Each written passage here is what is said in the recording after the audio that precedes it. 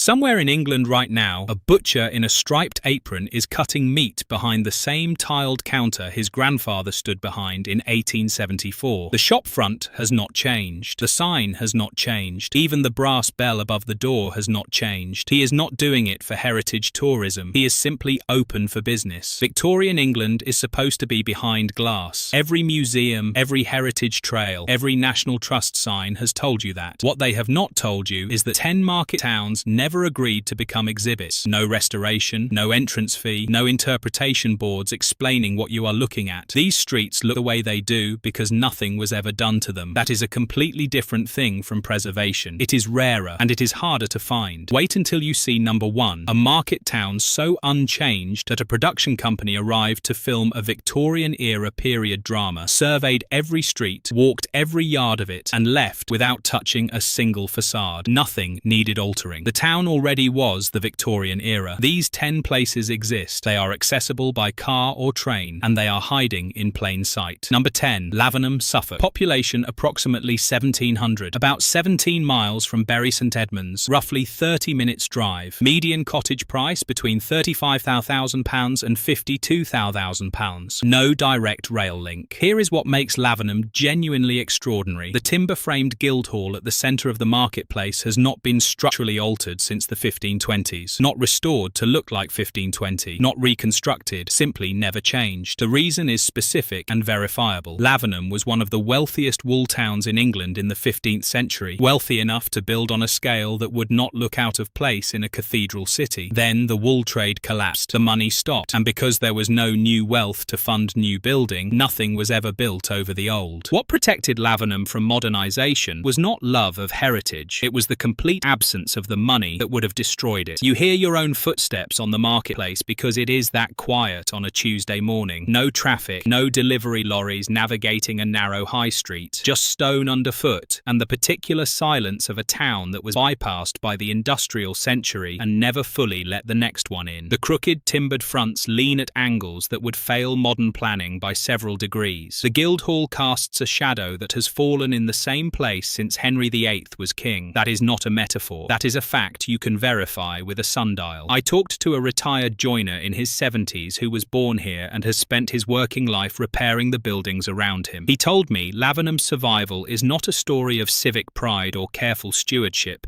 It is a story of arithmetic. For 500 years, the cost of demolishing these buildings and starting again has always been higher than the cost of patching what was already standing. Nobody made a decision to save Lavenham. The economics made it for them. He said he finds that more comforting, not less. Accidents of accountancy are more durable than acts of will. The trade-off is real and significant. Weekend tourist volume is heavy and concentrated. The village is small enough that a single coach party changes the character of the marketplace. Second home ownership has pushed local buyers out of the market almost entirely. There is no supermarket, no GP surgery in the village itself. House prices are among the highest for a settlement this size anywhere in Suffolk. Lavenham is genuinely beautiful and genuinely hard to afford, and those two things are not unconnected. But for anyone who has ever wanted to stand in a 15th century street and genuinely feel, the weight of 500 years of unbroken use, not behind glass, not under interpretation boards, just standing in it the way you would stand in any street, Lavenham delivers. The Guildhall shadow still falls in the same place it fell when the wool money ran out. That is enough. Number 9, Ludlow, Shropshire. Population approximately 11,000, about 28 miles from Shrewsbury, roughly 35 minutes drive. Median terraced house price between £2,000 and £29,000, served by the Marches line with direct trains from Cardiff and Manchester. Here is what makes Ludlow genuinely remarkable. The town contains 469 listed buildings within a street plan that has not changed since it was laid out by Norman settlers in the 12th century. 469. That is not a town that has been carefully maintained. That is a town that was built right the first time and never had sufficient reason to start again. The Buttercross building at the centre of the High Street has served as the market's anchor point continuously since 1743, on a site that had served the same function for 5 centuries before that. And if you stand at the top of Broad Street and look down toward the river, you are looking at a view that a Victorian traveller arriving by coach in 1860 would have recognised without a moment's hesitation. You hear the River Teme before you see the castle, then stone underfoot. The original sets on Broad Street, worn smooth smooth and slightly uneven from 800 years of market foot traffic. Victorian shopfronts run the full length of the high street. None of them have been modernised above the ground floor. The upper stories are still the same Georgian and Victorian brick they always were, which means the street reads, from the first floor up, as a complete and coherent Victorian commercial townscape. The ground floor has changed. Everything above it has not. I spoke with a bookseller in her early 60s whose family has traded from the same premises for 3 generations. She told me the thing that strikes visitors is that Ludlow does not feel like a preserved town. It feels like a town that simply never stopped being what it was. She said there is a distinction between a place that was saved and a place that never needed saving, and Ludlow is the second kind. She considers that the rarer and more interesting achievement. Her grandmother said the same thing. 3 generations of the same observation, in the same building, on the same street. Food tourism has reshaped the town centre in ways that are not entirely comfortable. Ludlow's reputation for independent restaurants and food markets has driven rents upward and begun replacing some of the working trades that gave the high street its texture. The character that makes the town worth arriving at is under incremental financial pressure from the number of people who keep arriving to experience it. The authenticity is real, so is the process quietly eroding it. But for anyone wanting a living, working market town, not a frozen exhibit, with a Norman street plan you can still walk exactly as it was designed to be walked. With 469 buildings that were built right and never replaced, Ludlow delivers. The Buttercross has been at the centre of this market since 1743. It is not going anywhere. Number 8. Hexham, Northumberland. Population approximately 12,000. About 20 miles from Newcastle. Roughly 35 minutes. Median terraced house price between £16,000 and £24,000. Served by the Tyne Valley Line with direct trains from Newcastle. Here is what makes Hexham genuinely special. The Shambles, Hexham's covered market hall, has operated on the same site since 1766. The wooden stalls inside it are original, not replicated from a photograph, not sympathetically recreated, original. And the market itself, the Tuesday and Saturday trade that fills the marketplace around the Shambles, has run without interruption under a charter granted by Henry III in 1239. Not as a heritage event, not as a living history demonstration, as a market. People come to buy things. That has been true every Tuesday and every Saturday for nearly 800 years. You smell the market before the Shambles comes into view. Canvas, cold Northumberland air, early morning bread from the bakery stall that sets up before 8. The Abbey looms behind the marketplace with the particular confidence of a building that has been the largest thing in the landscape for 14 centuries. Victorian ironwork on the covered stalls, the brackets, the decorative finials, the roof supports, has never been replaced because it has never failed. It was made to last, and it has lasted. I talked to a stallholder in his 50s whose family has traded at the Tuesday market since the 1960s. He told me something I have thought about since. He said there is no performance here. Visitors sometimes arrive expecting a heritage experience and look slightly confused when they find a market that is simply a market. Vegetables at one end, second-hand tools at the other, his own stall in the middle, selling exactly what you would expect. The market treats visitors as shoppers, not as audience. He said that is the reason it has survived. Nobody ever made it more interesting than it needed to be. Northumberland's remoteness is real and should be taken seriously. Services that larger towns take for granted, specialist medical, higher education, significant employment variety, require a train to Newcastle. Winter on the North Pennine edge arrives early and leaves late. The town is quieter than its history suggests it ought to be, which is either a drawback or a selling point, depending entirely on what you are looking for. Verdict. But for retirees wanting genuine town life at a price point that has not been inflated by its own reputation, and for anyone who wants a charter market that is still just a market, no artisan branding, no curated experience, just wooden stalls and Tuesday trade, Hexham delivers. The stalls are still original, the charter is still active, neither has been improved. Number 7. Stamford, Lincolnshire. Population approximately 22,000, about 15 miles from Peterborough, roughly 20 minutes. Median terraced house price between £27,000 and £38,000. Served by the East Midlands Main Line with direct trains from London. Here is what makes Stamford genuinely extraordinary. It was the first town in England to be designated a conservation area in 1967, in direct response to a planning application to demolish the Victorian and Georgian town centre and replace it with a ring road. The entire stone-built core you see today survived because of one planning decision, one vote. The ring road was never built. The town was left exactly as it stood, and what it stood as as was a complete, intact, working Victorian market town built almost entirely in the local ironstone that turns honey gold in any kind of afternoon light. Stamford looks the way it does because someone in 1967 said no and the vote went their way. You see the church spires before the town comes into view. 5 medieval towers in a single skyline, unchanged since the 1800s. The water meadows below the town give you the view in full before you cross the bridge. The same view that J.M.W. Turner painted, that Daniel Defoe described, that every traveller on the Great North Road stopped to look at for 2 centuries. The covered market runs under Victorian ironwork that was installed when the hall was built and never modernised because nobody allocated a budget to do so. The stone underfoot on St Mary's Street is still the original flags. I spoke with a retired architect in her late 60s who moved from London 12 years ago after spending 20 years visiting the town and deciding she could not justify continuing to leave it. She told me the thing that surprised her was not the beauty. She had expected that from the photographs. What she had not expected was the ordinariness. Ordinary people living ordinary lives inside extraordinary buildings and finding neither the buildings nor the lives remarkable. She said that normalcy is the rarest thing in historic townscapes. Most beautiful towns perform their beauty for visitors. Stamford forgets to. Stamford's reputation is fully priced in. The town is expensive relative to the East Midlands region and growing more so. Second home buyers and London commuters using the fast train service have pushed median prices above what local employment supports. Some of the original working trades on the high street have been replaced by restaurants and boutiques aimed at weekenders. The character is genuine. The pressure on it is also genuine. But for anyone who wants a complete, intact Victorian stone town, not a fragment of one, not a preserved quarter of one, but a whole one, within reach of the East Midlands main line, Stamford delivers. One planning vote in 1967 saved all of it. The ring road was never built. The town is still standing exactly where it stood when someone said no. Number 6. Alnwick, Northumberland. Population approximately 8,000. About 34 miles from Newcastle. Roughly 50 minutes. Median terraced house price between £175,000 and £26,000. No direct rail link. The nearest mainline station is Alnmouth, about 4 miles away. Here is what makes Alnwick genuinely rare. The cobbled marketplace has held a weekly market under the same charter since 1297. 728 years of continuous trade on the same cobbles. But the specific thing, the thing that stops you when you first see it, is the Bondgate Tower. A medieval town gate still standing at the head of the Victorian High Street, with Victorian shop fronts running away from it on both sides in an unbroken line. There is a photograph taken in 1860 and another taken yesterday. The composition of the street, the gate, the roofline, the proportion of the buildings to the space is the same in both. Not similar, the same. You enter the town through a medieval gate. That takes a moment to process, not because it is unexpected, you have seen photographs, but because the experience of driving or walking through a gap in a medieval wall in order to reach a Victorian high street is genuinely disorienting in the best possible way. The market square on a Saturday morning smells of vegetables and canvas. The cobblestones under the car tyres make a specific sound that tarmac cannot produce. People are buying things with the purposeful efficiency of people who have done their Saturday shopping in this square every week of their adult lives. I talked to a greengrocer in his early 50s whose family has run the same market stall since his grandfather set it up in the 1960s. He told me visitors come to Alnwick for the castle. Locals come to him. There is very little overlap between those two groups, and both, as far as he can tell, are entirely satisfied with that arrangement. He said the castle can have the photographs. He has the repeat business. He prefers repeat business. Alnwick's castle tourism has permanently altered the town's summer identity. The Harry Potter filming connection brought a particular kind of visitor attention that has pushed house prices significantly above the regional average and changed the character of parts of the town centre. Genuine Northumberland remoteness applies in winter. Limited services, real distances to urban facilities, a coast that is beautiful in a way that involves wind rather than warmth. But for anyone who wants the real working texture of a border market town, the cobbles, the gate, the Saturday vegetable stall, the 1860 street composition that is still the 2024 street composition beneath the tourist surface, Alnwick delivers. 700 years of market trade on the same cobbles. The gate has been there longer. Both are still working. Number 5. Totnes, Devon. Population approximately 8,500. About 24 miles from Exeter. Roughly 40 minutes. Median terraced house price between £29,000 and £42,000. £30,000, served by the Riviera line with direct trains from London Paddington. Here is what makes Totnes genuinely unlike most towns on this list. The preservation here happened in layers. Victorian Totnes grew on top of Elizabethan Totnes, and neither generation demolished what came before. The result is a main street, Fore Street and High Street, that runs along the original medieval ridge line and contains an almost unbroken sequence of Victorian commercial shop fronts above Elizabethan foundations above medieval street layout. The Elizabethan Museum is housed in a building that has not had its exterior altered since 1575. The ironwork signage brackets on the Victorian buildings above the market are original. The tilework thresholds on the ground floors have never been lifted. Every generation added to this street, none of them subtracted. You walk uphill from the station. The street narrows as it climbs, a narrowing that has nothing to do with planning and everything to do with the medieval ridge it follows. Victorian dressed stone frontages on both sides, the top floors of the older buildings leaning incrementally inward across 4 centuries of timber settlement. On a Tuesday or Friday, the covered market arcade, still running on its original pitch, smells of cut flowers and cold stone floor, and the particular dusty warmth of canvas over ironwork that has been in the same configuration since the mid-1800s. I spoke with a fabric and haberdashery trader in her early 60s who has run the same market stall for 22 years in the same arcade under the same Victorian ironwork roof. She said Totnes is the only place she has ever worked where the building above her head is genuinely older than the country she sends her export orders to. She pointed upward at the arcade roof and then at a parcel addressed to a customer in the United States. She said she finds the comparison funny. I found it the most precise description of what Totnes actually is that I have ever heard. Totnes has acquired a strong alternative and counterculture identity over the past 20 years that is not to every visitor's taste and has introduced a specific kind of weekend tourism pressure. The direct rail link from London means the town is genuinely accessible, which is both its advantage and its difficulty. Accessibility brings people, and people bring the kind of attention that changes what they came to find. Parking in the town centre is a genuine problem on market days, but for anyone wanting an intact Victorian commercial streetscape within reach of London by train, built above an Elizabethan street plan above a medieval ridge, with a market still running on its original pitch under its original ironwork, Totnes delivers. Every generation added to this street. None of them took anything away. All of it is still there. Number 4. Beverley, East Yorkshire. Population approximately 32,000. About 8 miles from Hull. Roughly 15 minutes. Median terraced house price between £16,000 and £24,000. Served by Transpennine Express with connections to Leeds and York. Here is what makes Beverley genuinely extraordinary. The Saturday market has run in the same marketplace since 1129. Not a similar marketplace, the same one. The market cross that marks the original trading point is Georgian, replacing an earlier medieval version. But it stands on the same ground and marks the same function it has marked for nearly 900 years. And around that marketplace, on 3 sides, the Georgian and Victorian buildings are intact. Not a single post-1950s facade interrupts the sequence. You can stand in the centre of Beverley's Saturday market and look in any direction and see nothing that was built after the reign of George VI. The minster behind it all has been the same skyline for 600 years. Everything in that view is still exactly where it belongs. You hear the minster bells before you see the town. The sound arrives before the spires do, carried over the flat East Riding Plain with the patient authority of something that has been keeping the same hours since the 1400s. The market square on a Saturday morning smells of fish from the wet fish stall, real fish, off a real boat, sold by a family who have been doing this in this square for generations, and hot pastry from the bakery van that sets up by 7 and sells out by 11. The Georgian shop fronts on Wednesday market are intact enough to read as a single architectural composition, which is rare. Usually a single building survives. Here a whole street does. I talked to a fishmonger in his late 50s whose grandfather ran the same wet fish stall from the 1940s. He told me the thing about Beverley that nobody mentions in the travel articles is that nobody comes here to look at it. They come to use it. They come for the market, the fish, the Saturday morning, the bells. They come because this is where you do Saturday in Beverley. That is the reason it survived, he said. Nobody preserved it. They just kept using it. He loaded another tray of haddock onto the counter and moved on to the next customer. The market was busy. Beverley is close enough to Hull to absorb some of Hull's economic difficulties. Limited employment variety beyond public sector and retail. A housing market that performs for investors more than for first-time buyers. The racecourse brings brings significant traffic pressure on race days in a town centre that was not designed for it. Parts of the town away from the historic core are ordinary in ways the photographs do not prepare you for. But for retirees wanting affordability alongside genuine historic character, for families wanting children to grow up somewhere with 9 centuries of Saturday market behind them, for anyone who wants bells that have been keeping the same hours for 600 years, Beverley delivers. They come to use it. That is why it survived. It is still being used. Number 3. Tewkesbury, Gloucestershire. Population approximately 22,000, about 10 miles from Cheltenham, roughly 18 minutes. Median terraced house price between £2,000 and £31,000. No direct rail link. The nearest station is Ashchurch, about 2 miles away. Here is what makes Tewkesbury genuinely unlike anywhere else on this list. Behind the Victorian and Tudor shop fronts on the high street, behind them, through unmarked doorways and down narrow passages, are medieval yards, courtyards, warehouses, domestic buildings, small workshops, all continuously occupied since the 1400s, all invisible from the street. These are not heritage sites. They are not on any map that visitors use. They are simply where people live and have always lived. The reason none of it was ever demolished is specific and unromantic. Tewkesbury sits on a floodplain. Serious developers never wanted it. The land values never justified clearance and rebuilding. What protected the most complete medieval townscape behind a high street in England was not civic pride or conservation law. It was water. You push open a doorway off the high street, an unmarked door between 2 Victorian shop fronts, and find yourself in a medieval courtyard that has absolutely no reason to exist in a 21st century town centre, and yet does, completely intact, with original timber framing on 3 sides and the sound of the street entirely absent. The abbey behind the town fills the sky in a way that has been startling visitors since the 11th century. Victorian shop windows on Church Street, some of them still with the original glass, slightly rippled, slightly green, have not been updated since the 1950s at the latest. You can see the distortion of old glass in the reflection of the street. I spoke with a woman in her early 70s who was born in one of the yards and has lived there all her life, 2 generations before her having done the same. She said people walk past her door every single day and never know she is there. The yard is not signposted. It is not in the guidebooks. It is simply where she lives. She said that is the entire point of Tewkesbury's yards. They are not hidden. They were never hidden. They are just not announced. The difference between hidden and unannounced is the whole of Tewkesbury in a single distinction. Flood risk in Tewkesbury is not a historical curiosity. Properties flood. Some of them flood repeatedly and severely, and insurance premiums reflect the reality of that with considerable precision. The lack of a direct rail link limits employment access and reduces the town's connectivity for anyone without a car. The character is genuine, and the water is also genuine. Both deserve to be taken seriously before any decision about living here is made. But for anyone who wants medieval England preserved not by design or by law, but by a floodplain that nobody wanted to develop, an entire civilization of hidden yards behind Victorian shop fronts, continuously occupied for 600 years, completely invisible from the street, Tewkesbury delivers. The developers never wanted it. That is the only reason any of it is still there. Number 2. Richmond, North Yorkshire. Population approximately 8,500, about 14 miles from Darlington, roughly 25 minutes. Median terraced house price between £16,000 and £23,000. No direct rail link. The nearest mainline station is Darlington. Here is what makes Richmond genuinely surreal. The marketplace is the largest cobbled market square in England, still used continuously for its original purpose. And the cobbles are original, not restored, not relaid after a heritage improvement scheme. Original stones, original surface, original unevenness. The Saturday market has run without interruption since 1093, and in the corner of that marketplace stands the Georgian Theatre Royal, built in 1788, which is the most complete original Georgian theatre interior anywhere in Britain. It survived because from 1848 to 1963 it was used as a wine cellar and then a furniture warehouse, and nobody spent any money on it during those 115 years, which meant nobody spent any money changing it. 3 different centuries forgot it existed. That is the reason it is still there. You hear your footsteps on the cobbles before anything else. The sound is specific and irreproducible, uneven stone underfoot with the particular resonance of a surface that has absorbed 10 centuries of market days and given nothing back. The castle keep is visible from every point of the marketplace, which means you are never quite able to forget that this town was built around a military necessity in 1071 and has been inhabited at the same location ever since. since. The Georgian theatre, when you step inside it, is so intact, the original painted boxes, the original stage, the original gallery, that it does not feel old. It feels as though the audience left last night. I talked to a retired teacher in his late 60s who grew up in Richmond and has watched visitors arrive and try to understand why the town looks the way it does. He told me the theatre's story is the perfect Richmond story. The Georgian era built it and could not sustain it. The Victorian era saved it by filling it with chairs and forgetting it was a theatre. The 20th century saved it by forgetting it existed entirely, and by the time anyone remembered it was there, it was 1963, and the interior was so perfectly preserved that it had become nationally significant. He said 3 centuries of neglect produced what 2 centuries of careful stewardship would never have managed. He said Richmond as a whole works on the same principle. Richmond's remoteness is the serious trade-off, and it should not be minimised. No rail link, limited employment beyond public sector and agricultural services. The North Yorkshire Dales begin immediately to the west, which is beautiful and also means that winters arrive early, stay long, and require a level of practical self-sufficiency that not everyone finds appealing. For anyone who needs urban connectivity as a regular feature of daily life, Richmond is genuinely not the answer. But for retirees wanting the most complete Victorian market town experience in northern England, at a price that reflects the town's remoteness rather than its beauty, for anyone who wants a Georgian theatre preserved by 3 consecutive centuries of benign neglect, for anyone who wants original cobblestones under their feet rather than a faithful recreation of them, Richmond delivers. The cobbles are original. The theatre survived because nobody cared enough to change it. Both are still exactly as they were. Number 1. Ironbridge, Shropshire. Population approximately 2,500 in the Gorge village, about 40 miles from Birmingham, roughly 55 minutes. Median terraced house price between £23,000 and £36,000. No direct rail link. The nearest station is Telford Central, about 4 miles away. Here is why Ironbridge is number 1. The Iron Bridge, cast in 1779, the first cast iron bridge in the world, still carries pedestrians across the River Severn. Not a replica standing in for the original. Not a restored version of the original. The original bridge, every iron rib cast in the same Coalbrookdale foundry 245 years ago, unchanged. And around it, the gorge that produced it, the foundry buildings, the Victorian workers' terraces climbing the hillside above the river, the warehouses, the lime kilns, the inclined planes, is intact in the way that genuine industrial archaeology, uninterrupted by the development that followed industrialization everywhere else, can sometimes still be found. A production company arrived here to film a Victorian-era period drama. They surveyed the gorge, every street of it, every yard of it. They walked the terraces and the riverbank and the foundry buildings, and they left without altering a single facade. Nothing needed doing. Ironbridge already was the Victorian era. That is what 245 years of a community refusing every development proposal looks like, when the thing it is refusing to develop is the place where the modern world was born. You hear the river before you reach the bridge. The Severn runs fast through the gorge, and the sound of it arrives before anything else, bouncing off the sandstone walls on both sides until the source of it is hard to locate. Then you come around the bend in the road and see the iron ribs across the water, black against the green of the opposite bank, casting the same lattice of shadow onto the same current they have crossed since 1779. The Victorian workers' terraces above the gorge are in such complete sequence, so uninterrupted by gap sites or modern insertions, that the hillside reads as a single composition. At dusk, when the bridge is lit from below and the reflection begins to form in the Severn, photographers have been setting up on the same bank trying to capture the same image since photography was invented. None of them have quite got there. The bridge does not photograph the way it looks. I spoke with a woman in her 50s who was born in the gorge and runs a small business from a Victorian building she has never once seriously considered leaving. She has watched visitors arrive at the bridge for 20 years. She told me the bridge does something to people that she has never seen any other piece of engineering do. She watches them walk out onto it, confident, purposeful, moving at the pace that people maintain when they are going somewhere. And then, at the midpoint of the bridge, they slow down. Every single person, without being asked to, without a sign telling them to, without any reason that can be explained by the view alone. They slow down, and they stand for a moment with the river beneath them and the iron ribs above them. She said she thinks it is because they know, without being told, that they are standing on the thing that started the chain of events that produced everything that came after, and it is still just there, still crossing the same water, still holding. World Heritage Site status has brought genuine in tourist volume to a gorge that was not designed to absorb it. Summer in Ironbridge means crowds in a narrow valley with roads that have never been widened because widening them would damage what the crowds come to see. The lack of a rail link is a real constraint for anyone without a car. Some of the gorge's quieter character, the sense of being in a place that the world passed by, has been softened by the accommodation and hospitality economy that heritage tourism necessarily generates. It is still the most intact Victorian industrial landscape in England. It is also increasingly aware of being watched. But for anyone who has ever looked at a photograph of a Victorian industrial town and wondered whether any fragment of it could still be whole and real and inhabited and working, not displayed, not interpreted, not positioned behind glass, Ironbridge is the answer. The bridge is still crossing the same water it crossed in 1779. The iron ribs are still the original iron ribs, and every person who walks to the midpoint slows down. Every single one. Something in the bridge asks them to. It has been asking since 1779, and it has never once been refused. So there they are. 10 English market towns where Victorian England is not behind glass, not under interpretation boards, not a recreation of something that was lost. It is simply still there, in the streets and the cobbles and the shop fronts and the market stalls, because nobody ever had sufficient reason to take it away. These towns survived because they were bypassed, not because they were protected. The collapsed wool trade, the floodplain, the medieval street grid too narrow for modern lorries, the poverty too persistent for ambition, and the remoteness too real for development money to bother with. These are not the failures of these places, they are the preservation mechanism. The inconveniences are not the price of the character, they are the reason the character exists. Fix the inconveniences and you demolish the thing that made the place worth arriving at. This suits people who are tired of heritage tourism and want actual heritage. Retirees who want a building with a past that is also a building with a present. Families wanting children to see what England looked like before every high street was solved into the same solution. Remote workers wanting somewhere that is genuinely different from everywhere else, not just marketed as such. It does not suit people who need urban connectivity as a daily reality. It does not suit anyone who has romanticised the idea without honestly considering a February morning in Hexham, or a flood warning in Tewkesbury, or the particular quality of silence that Richmond achieves in January when the market is not running and the theatre is dark. Victorian England did not disappear. It is in Ironbridge and Richmond and Tewkesbury, in the cobbles and the iron ribs and the market cross, in the wooden shambles stalls and the Guildhall shadow and the Georgian theatre, that 3 centuries of neglect preserved better than 2 centuries of careful stewardship ever would have. It is waiting for the people who want it enough to drive down the road that has no bypass, through the gate that was never demolished, to the market that has been running every week since before England was England in the form we now recognise it. It is all still there.